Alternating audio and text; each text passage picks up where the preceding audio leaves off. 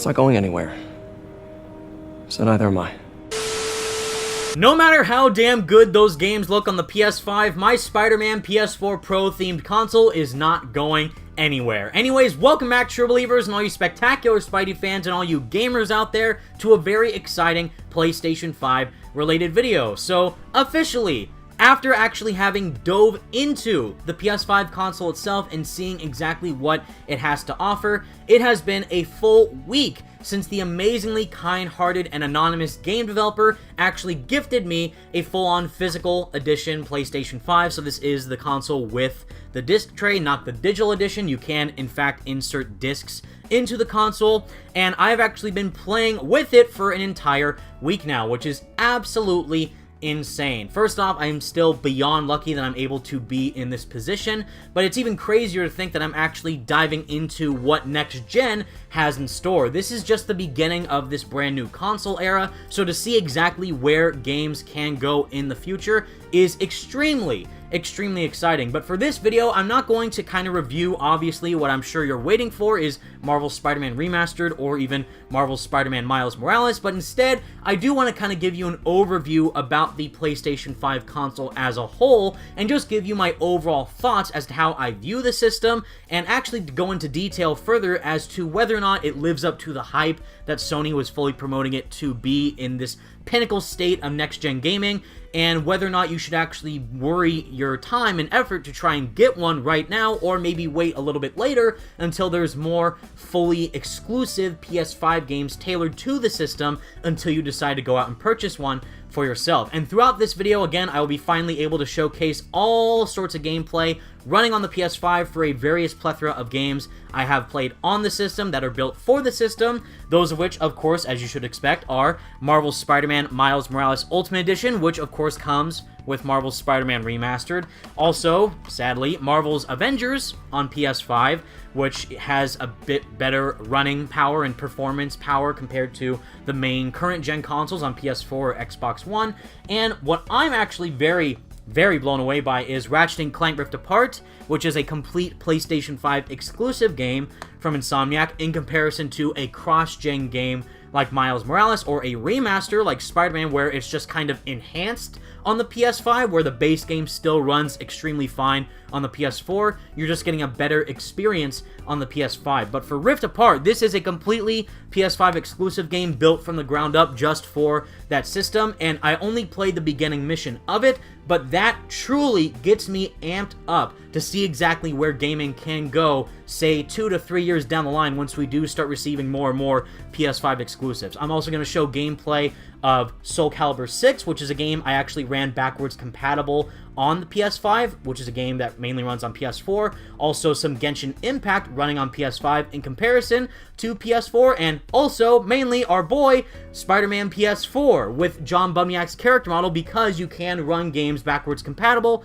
on the system, and they are enhanced with the PS5 boost capability that give you a bit more enhanced resolution and slightly faster loading times, which is excellent and really gives value to all those PS4 games that you supposedly own that you can still play nice and clean on your PS5 that are just kind of enhanced and a little bit more polished to give you a next generation feel. So, mainly relating to the design of the console, it is extremely massive. It is probably, I would say, a fifth to a sixth larger than the PlayStation 4 Pro. This thing is massive. I do have it set up vertically in my own entertainment center. It is very odd to kind of set it horizontally, even though you can, but I would primarily recommend standing it up vertically because it does look a lot visually more appealing given its kind of sleeker, more streamlined base design to really provide a step into the realm of next gen that most gamers didn't necessarily were offered with their kind of simple looking plastic shaped boxes of the PS4,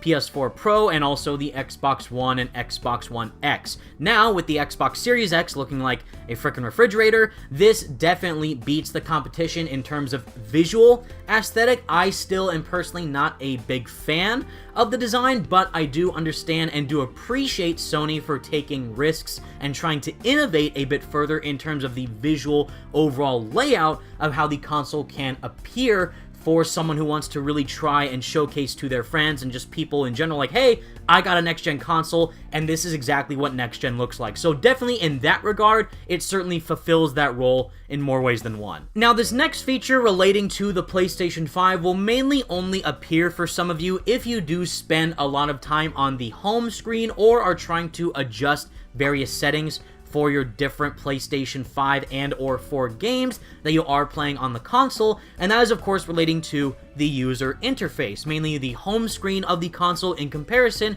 to the main home theater menu of the PlayStation 4. And I kind of brought this up on Twitter a couple days ago, but a slight nitpick that I do have is that even though I'm hoping that they will add this feature down the line with the PlayStation 5, I still find it a bit strange that there isn't enough customization options for each individual player, primarily within the realm of dynamic themes. If you guys do know, there were a massive multitude of cool animated dynamic background themes that you could add on your PlayStation 4 or PS4 Pro, and the PlayStation 5 as of right now does not have any. So you basically just do have this standard kind of ambiance, background, thematic, cool looking visual next-gen aesthetic for the setup screen of the PlayStation 5 and the base home background. And each game that you do overlay within the game selection menu does have their own background art, but it's not necessarily a pure dynamic theme. So right off the bat, there's a lesser amount of customization for the PS5 console in comparison to the PS4, but still it is pretty small in comparison to the other features that the PS5 has, which does make it much more accessible friendly for people who are a bit kind of concerned or confused as to how to fully render and optimize the settings to a format that makes the most sense for you. It's easily adjustable. The settings menu is very easy to navigate. It was kind of hard for me at first to try and fix some things for live streams, but for someone who's just trying to sit down and play a game and watch the footage run normally and choosing which type of way to record footage, if you want to download things onto your USB, it does work relatively simply. And it is, in my opinion, I think a bit more streamlined in comparison to the PS4 settings. It's not a major difference, but it is a lot more simplistic once you do look at the PS5 settings and the fewer options that it has to make things less complicated compared to the PS4, which does have a lot more options that try and make you feel a bit more understanding about the current layout of the platform for a current gen console versus how streamlined and much more simplified things are becoming for next gen. But besides the main settings options that are included within the PlayStation 5 that do provide a much more simplistic feel to it in comparison to the PS4 or PS4 Pro, this is where we really start to get to the nitty-gritty of the console, and specifically what Sony advertised for it to truly differentiate it from what the PS4 and PS4 Pro offered. And that directly relates to three massive features that the PS5 has over the PS4, mainly of which that of being the 3D audio, also with the SSD loading times, and the core feature which I was personally looking forward to the most with the PS5, none other than the DualSense Controller. So to start off with the element of the PS5, which I personally did not find as much as a massive factor as some of you might, mainly because I do not wear headphones all that much, but also I was wearing an Astro 10 headset instead of the 3D Pulse audio headset that is the official Sony branded headset that does come with the PS5 and is related to that console, and of course I am talking about the 3D audio. For the most part, when I was wearing my Astro 10 headset during the previous live streams I did hold on the channel, I was able to clearly hear the video game audio and hear all my surroundings when playing the game itself. Mainly in the case for Spider-Man, I did hear the web swings, I did hear the combat, I did hear the traffic in New York City, I heard the overall layout of the weather with the snow and Miles Morales, and also just hearing the ambiance of New York City come to life. However, I didn't hear much of a difference in comparison to where I had those same headsets be used when I did use them on my PlayStation 4. Now granted, as I just said, I was wearing my Astro 10 headset compared to the Pulse 3D Audio, which is the official Sony branded headset that comes with the console, but still, this third-party item is still said to be fully fully compatible with the PS5, and for the most part, I did think it got the job done. I just personally didn't think it was anything too massive to write home about in comparison to simply playing the game normally by just having the audio play out through your normal TV set or monitor or wherever you're actually playing the games. I think actually hearing the audio itself does sound extremely crystal clear and crisp, but still, I don't necessarily think it's anything too next-gen in the grand scheme of things. However, I do feel the absolute complete opposite when talking about the SSD loading times and the DualSense controller. Now, funny enough, out of all the features that were promoted for the PlayStation 5, I didn't really think all that much about the SSD loading times, mainly because I did feel like the PS4 Pro version of the PlayStation 4, which is the best possible version that you can get of the PS4 console, did load games in a relatively fast manner. You also can play games in 4K on the system, and I didn't really think loading would be that big of a deal when trying to promote next gen, considering that loading times are pretty darn bare minimum as they do stand right now when you do play, again, either on a PS4 Pro or possibly a Xbox One or Xbox One X. But oh my lord, how wrong was I? Because oh my god, loading times are literally non-existent when you play games on the PS5. No joke, right when you boot up the system, it turns on, you go to the home menu, and you choose whichever game you want to play. In the span of seconds, you're immediately loaded within the game. And previously, maybe for some bigger games like Death Stranding or possibly Ghost of Tsushima, or for an example that I can confirm here that you're seeing on screen right now with Genshin Impact, is that when I was fast traveling around the map, it did take, I would say, probably 10 to 15, maybe 20 seconds max on my PS4 Pro to go to one end of the map to the other. Right now, on the PS5, it's instantaneous. It is actually insane how fast this thing is. I also play at Astro's Playroom, which is a tech demo that comes for free on the PS5 console, which is a great showcase as to how quickly you can go and transport from different worlds within the game to your main kind of hub area, and then go to a completely different level that's totally different from the previous level you just played in the span of seconds. And the same thing can be said for both Spider-Man games. You can load instantly within the game, fast travel from one point of the map to the next, again in seconds, and instantly go to one point of the story, load a cutscene, and then quickly transition from that cutscene back outside into the open world and swing around as Spider-Man. It's literally insane, and this, crazy enough, might be one of the most useful features that comes with the PlayStation 5. So overall, that all relates to the PlayStation 5 system itself and what the console can do in terms of enhancing your gameplay experience and fully revolutionizing exactly where games can go by running exclusively on that one platform. But for how exactly gamers can immerse themselves within the game, this is where the DualSense Controller comes in. As I said previously, this was the main feature of the console I was looking forward to the most, primarily due to the fact that the controller was supposedly going to have adaptive triggers and haptic feedback to make you feel more immersed within every single game that you are playing. And based on the few games that I have played as of right now, again referring to Marvel's Spider-Man Remastered, Miles Morales, Marvel's Avengers, and Ratchet & Clank Rift Apart, I can easily see game developers utilizing this controller even further and farther down the line, because right now I still personally think it's in its early phases of truly embracing everything that it can offer, but based on the slight interactions that I have had with it so far, I definitely see in terms of its potential as to where exactly it can land, say 3 to 5 years down the line once we do start receiving even more PlayStation 5 exclusives. Now, just like the PlayStation blog post detailed about the controller before the PS5 console itself fully released, it did try to indicate that every game that you will play will truly make you feel like you are in that gaming world, feeling the resistance between each gun blast when playing Ratchet & Clank Rift Apart. You do feel the tension of Spider-Man's webs when you are swinging across New York City. You feel the electricity charge up on one side of the controller to then be distributed on the right side of the controller within Miles Morales, and also get a lot of rumbling features and haptic feedback when you are shooting lasers as Iron Man in Marvel's Avengers. However, there are times when the DualSense features aren't really used to their max potential and instead could easily be doubled down if the developers so wanted to. The best game that I played so far on the PS5 that truly makes full use of the DualSense itself is actually the tech demo that comes with the PS5 is, of course, Astrobot's playroom. Every time you make a footstep with Astro in the game, you do feel slight rumblings on the DualSense controller.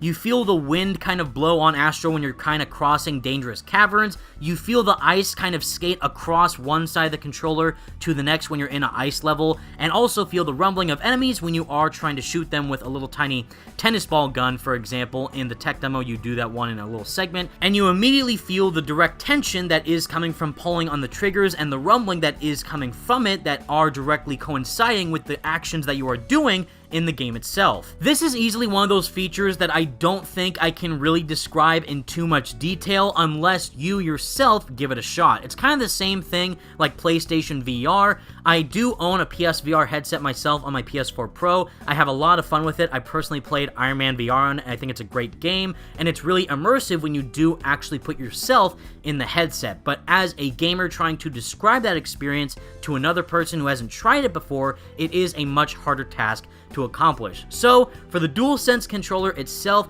I would easily fully recommend it, and actually recommend game developers to try and utilize it even further, because there is a lot of unchecked potential that can easily be cracked with that controller overall. Now, as for how exactly these games run on the console, not just relating to the system itself or how exactly players can immerse themselves within the game by using the controller, but exactly what these next-gen platforms can offer for performance issues relating to each game are next to none in comparison to the PS4, in which case the overall visual fidelity that these games have on the PS5 are absolutely insane. Now, relating to the two modes, which I'm sure all of you know about at this point, that do come equipped with the PlayStation 5 are of course Fidelity mode and Performance mode, and of course there are some times where Performance RT mode is used within certain games, mainly with that being Performance Ray Trace mode, which is a good balance between Fidelity and Performance mode, equalized for the best possible experience, which in my case is my personal favorite. But to break them both down relatively quickly is that Fidelity mode is the best visual option that you can equip for all games, where even though it is running at a solid 30 frames per second, which is the mode that I have been using and will be using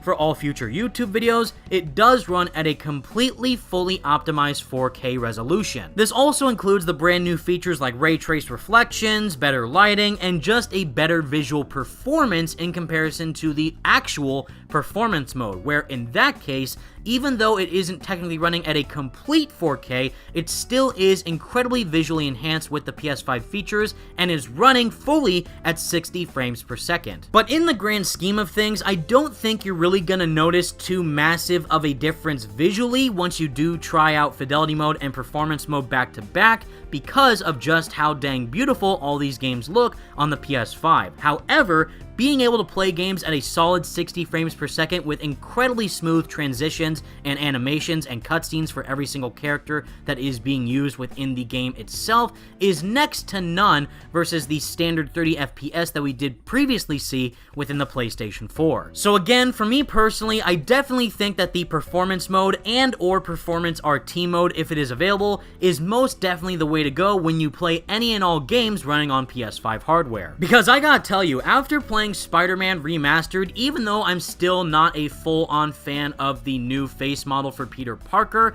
being able to play that beginning mission in 60 frames per second with the addition of ray trace and enhanced lighting just gave it a completely different brand new feel in comparison to how it was previously on Spider-Man PS4. And speaking of Spider-Man PS4, you luckily do not have to fully part with that game or any of your other PS4 games themselves, thanks to the fact that the PlayStation 5 does have complete backwards compatibility. So, if you are someone like me who still loves John Bubniak's character model as Peter Parker more so than Ben Jordan, you are able to actually play that same base PlayStation 4 game backwards compatible on the PS5. However, it does not come with the extra features like that of the ray trace reflections, enhanced lighting, true 4K, 60 frames per second. All that jazz does not come with backwards compatible games, not just for Spider-Man, but any other game. However, if you still want to fully relive that base Spider-Man experience on the PS5, it does come with PS4 game boost. This is not just for Spider-Man, but any and all games on the PS5 that do give slightly better resolutions for each games, and a better loading time feature for all the previous titles. It's not fully seconds away like the loading times on core PS5 games, but it does try and optimize the loading a bit better when you do run PS4 games on your PS5. And the main games that I personally tried out for myself are obviously Spider-Man PS4 with the John Bubniak character model, which still looks absolutely gorgeous in my opinion, and I also did a few matches in Soul Calibur 6 and did a little bit of running around in Persona 5 Royal, which was extremely fun to do both on PS4 Pro and PS5, but still knowing and seeing that those features are alive and well by doing those games and playing them again through backwards compatibility on the PS5 is just a very nice reassurance for all you out there who do have a lot of PS4 games that you don't necessarily want to part with just yet. So not only are you getting brand new enhanced features with the PS5 like that of faster loading times, 3D audio, the DualSense Controller with haptic feedback and adaptive triggers to make you feel more immersed within the game, but you also have the inclusions of brand new modes to play out each and every game with that of the Performance Mode and or Fidelity Mode, and again, playing all your PS4 game library within the PS5 thanks to backwards compatibility. And mixing all of that with a very sleek looking console design, even though I'm still personally not a fan of the model itself, with a much more simplistic and easy to use user interface, makes it much more accessible for anyone who is trying to easily transition from a PS4 into a PS5, and just being able to play all these brand new gaming experiences in a completely brand new way easily makes it all the more worthwhile. So usually this would be the part where I go on and review and give a full-on score of the console, but again, this is not a direct review of the system itself, and I still have yet to play through each and every single one of these games and the games that I showed throughout the game video itself and the footage that I showed. I'm still playing through the remaster. I only played the beginning of Miles. I haven't played Marvel's Avengers yet fully. I just did one mission as Iron Man. I will dive back into it once Black Panther's included, and I did the first mission of Rift Apart. All games look and run much more clean on the PS5 compared to the PS4, but again, that's kind of expected. But seeing the difference for yourself versus seeing just footage of it on a YouTube video or a laptop or a phone or even on your TV, you have to, again, actually sit down, if you're lucky enough to own the console, and play it for yourself to truly understand how big of a generational gap this is going to be for future games that release down the line, again, being only next-gen console exclusives. So again, PS5 exclusives, and also games that are only going to run on the Xbox Series X and S. But with all that said, everyone, that is the video that I have for you today. I definitely think that this was absolutely worth the wait, because not only did all my waiting pay off and I was lucky enough to actually be gifted one, but also all these games that are still currently being able to be played on your PS4 are still getting patches and kind of slight updates to be tweaked onto the PS5. Like Miles Morales, if you remember, had the patch with the muscle deformation on Miles' skin and the suits, and also with enhanced ray tracing effects to make the game feel and run more smooth and polished. So waiting that whole time, I was then able to play for my very first experience the most patched, currently updated version of Miles Morales, and that's going for all games that are going to be included within the PS5 system, now going further and farther into the future. So I would definitely recommend you get one if you're able to get one. As I would say, do you need one right now? I would still say no. If you do own a PlayStation 4, I think it's totally fine. I would say maybe, again, 2 to 3 years down the line, that's when I think you would definitely need to get a console, because that's just how the gaming industry works, making games for future platforms. Playing one right now is beautiful, but the necessity to get one, to own one right now, I wouldn't say is too important unless you really want to play exclusive games like Marvel's Spider-Man Remastered or Ratchet & Clank Rift Apart or Returnal. Those type of experiences are much more understandable why you need a PS5, but as of right now, I don't think it's needed that much,